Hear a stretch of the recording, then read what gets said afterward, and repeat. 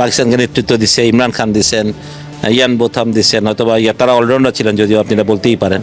But যে কেউ fast bowler captain করতে পারবে না, কথাটা একদমই ঠিক না। দারুণভাবে বিব্রত আমি মনে করি। সেটা সবচেয়ে বড় কথা, লিটন যদি পুরা প্রথম একাদশে প্রথম থেকে খেলে, সেটা সবচেয়ে বড় জিনিস। আমি মনে করি যদিও খেলে তাহলে এটা, এবং যদি খেলায় ভূমিকা রাখতে পারে, ম্যাচ জেতার জন্য, তাহলে দারুণ একটা ব্যাপার হবে। সেটা দলের জন্য এবং লিটনের জন্য একটা বিরাট বড় কনফিডেন্ট বিল্ড আপের জায়গা হবে, বিশেষ করে সেটা দেখেন। আসলে মানে এরা সবাই রেডি আছে, মানে এমন না যে কেউ রেডি। এত বছর ধরে ক্রিকেট খেলছে, ক্যাপ্টেন্সির গুণ তো লিটন বাংলাদেশ জন্য ক্যাপ্টেন্সি করেছে অলরেডি। সুতরাং ওর মধ্যে যে অ্যাবিলিটি আছে সেটা তো আমরা জানি। এটা তো বোর্ড এবং সিলেকশনে যারা চিন্তা করবে, বোর্ডেরই চিন্তা করতে হবে যে কাকে T20 অধিনায়ক দেওয়া যাবে। এভাবে এখন অনেকেই রেডি আছে। আমি যদি বলি তাসকিন, মিরাজ, শান্ত তো করছেই, আর লিটন, অনেক ছেলে যারা ক্যাপ্টেন্সি ইয়াং, যারা এই ব্যাচটার অনেক ছেলে আছে, কারণ এরা সব এক ব্যাচেই বলো। আমার মনে হয় শুধু তাসকিন ওদের থেকে একটু সিনিয়র আমার মনে হয়, বাট সবাই রেডি আছে। সুতরাং লিটন হতে পারে, মিরাজ হতে পারে, তাসকিন হতে পারে, যে কেউ হতে পারে।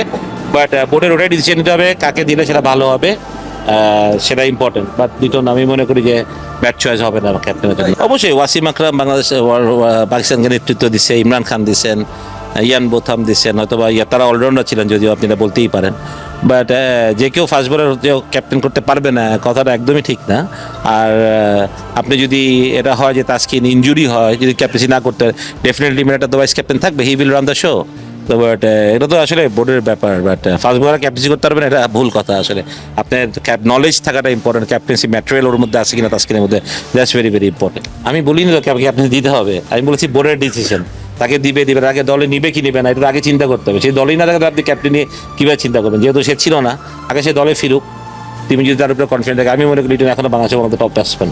তো খারাপ সময় মানুষের দেয়, তো একটা ব্যাট প্যাচ থাকতেই পারে। বাট লিটন আবার ব্যাক করবে, আমি এটা বিশ্বাস করি, চরমভাবে বিশ্বাস করি যে ভেরি স্ট্রং প্লেয়ার।